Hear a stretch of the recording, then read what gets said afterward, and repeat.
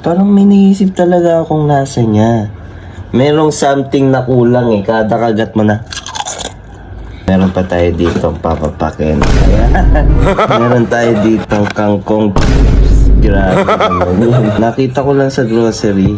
Ngayon ko pa lang siya matitikman.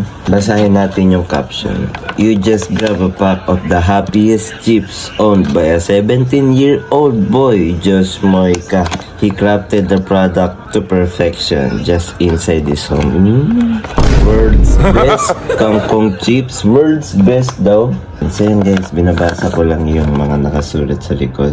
Ingredients, water spinach, which is yun nga, yung kangkong, yung Tagalog. Wheat flour, cornstarch, leaves, and pinrito siya sa palm oil. Ang allergens niya, wow, allergens. Nakalagay lang guys eh. Allergens, wheat. Sa mga di nakakaalam ng allergens, ikaw alam may allergens? Allergy.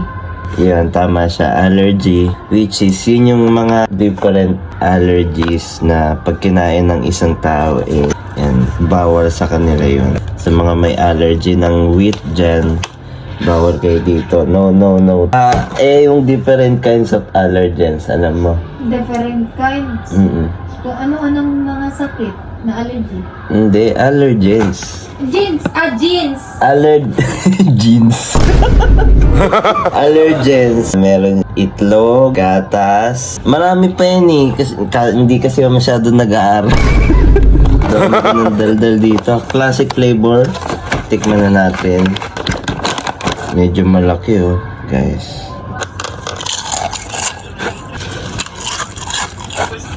Haba oh. Dahon talaga siya ng kangkong. Tapos pinirito.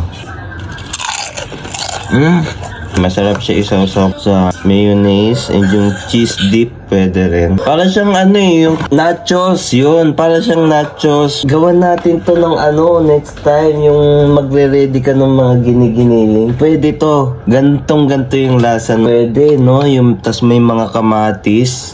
Abangan nyo yan. I-ano natin yan.